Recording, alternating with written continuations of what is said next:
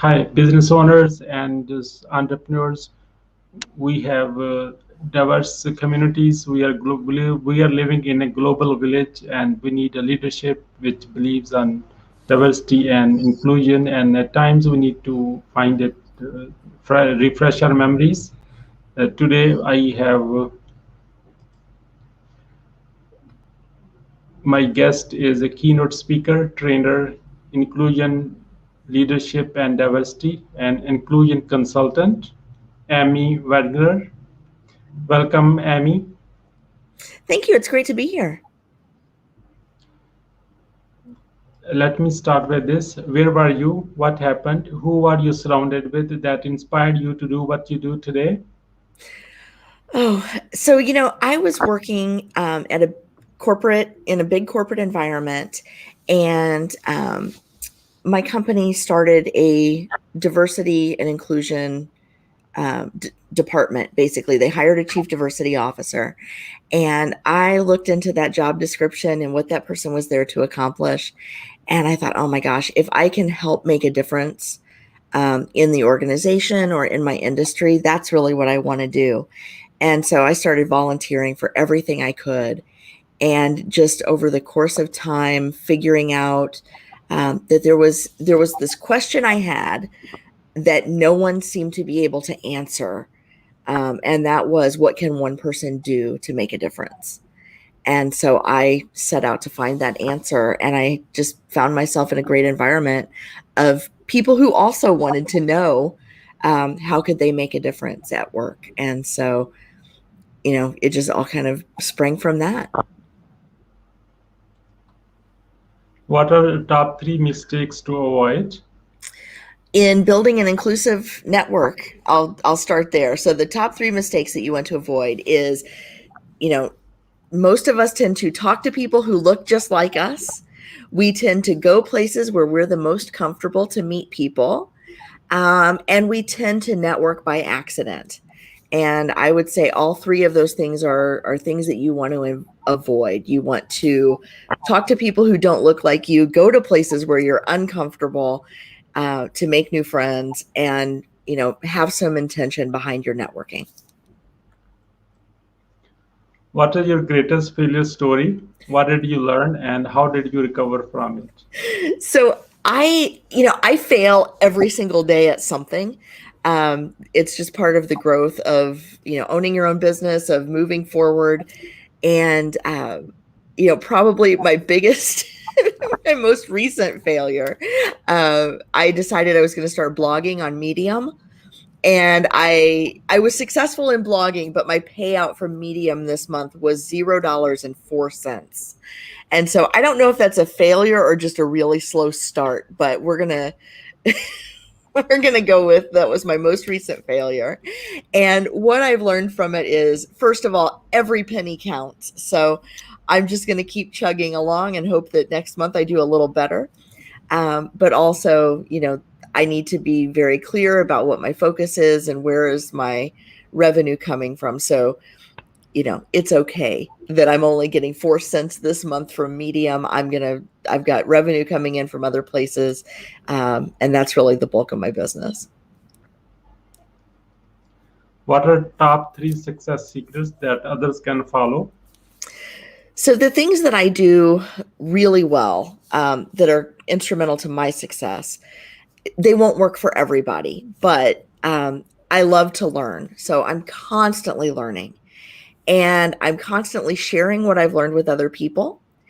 And I constantly connect with, other people in my network and connect them to each other. So my three tips would be, first of all, learn as much as you can. Always be learning something new. Share your ideas, even if they're not popular or fully formed yet, and be a good connector.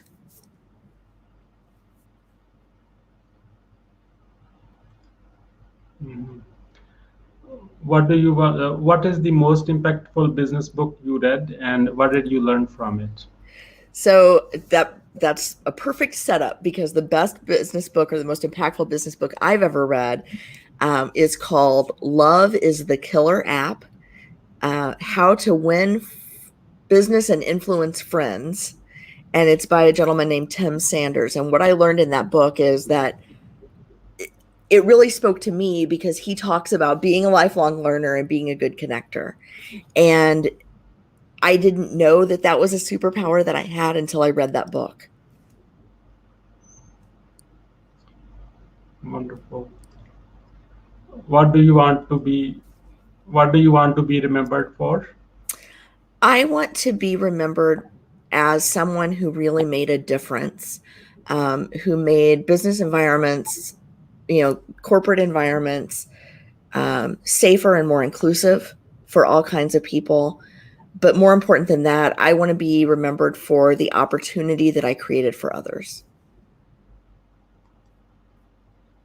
How do you overcome a challenge life throws at you?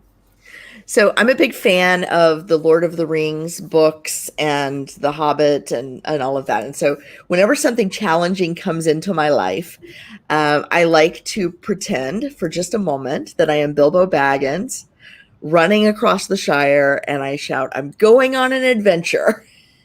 And I never know where the adventure is going to lead, but I try to put it in that context.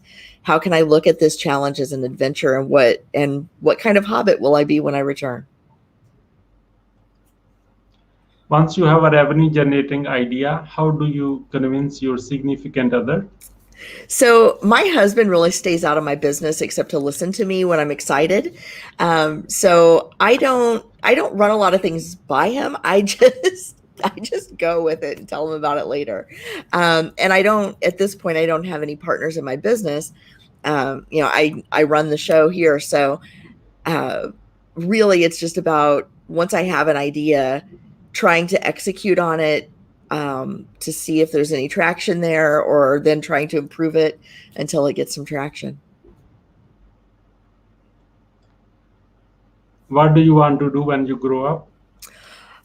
So I have this this really cringeworthy goal that when I retire, when I'm officially like a super grown up and I've done all the work I'm going to do, I want to live at Disney World for a whole year. That's what I want to do when I grow up. I just want to have fun for a whole year and eat churros. Wow.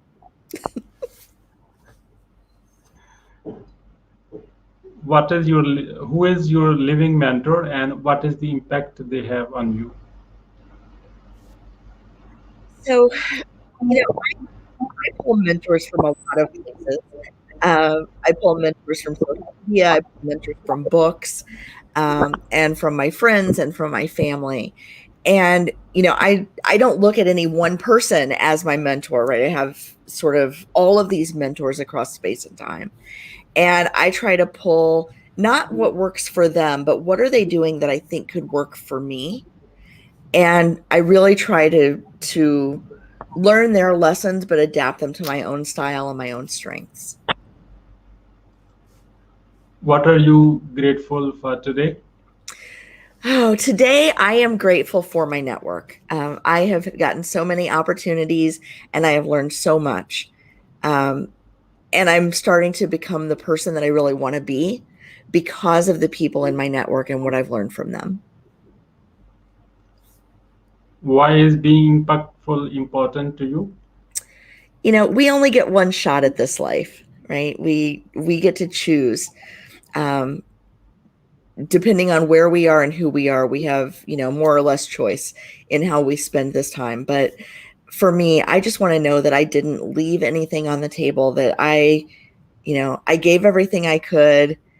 And, I don't want to be sitting there wondering, what if I had tried a little harder? What if I had, um, run with an idea? I want to get it all out there.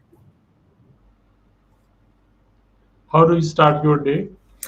Oh, I would love to say I start with meditation and yoga and a 10-mile run, but how I really start my day is I roll over and check my email from whatever I missed overnight.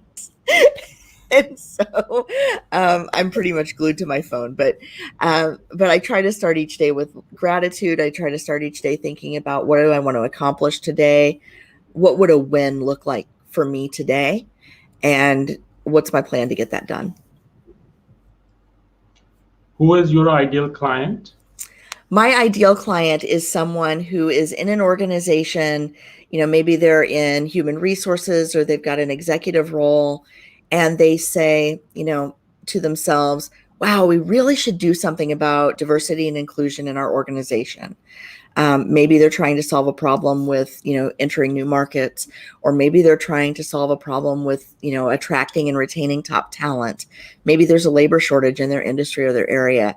Whatever that problem is, they look at that and they say, if we could do something about diversity and inclusion, we'd probably get a step closer to solving this problem. But maybe they don't know where to start, and I can help with that. What is the advice you would give to your younger self? To start networking sooner and more intentionally, and to read more from people whose voices I've not heard from in the past. What would you say about your guest experience on the show today? This has been so much fun, and the questions have been really thought-provoking and given me a chance to think about my work rather than doing my work, which I really appreciate. How can we support you?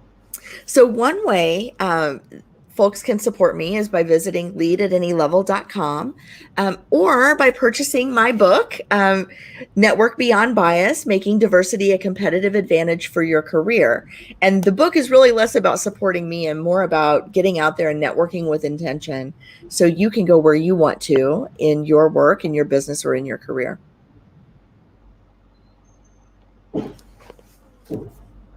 What would you say as a final word? I would say everybody out there knows something you don't, so go find out what that something is.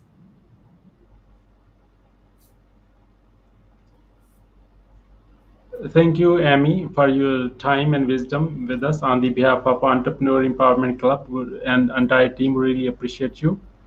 Thank you so We much. look forward, hopefully, our path across again with another topic.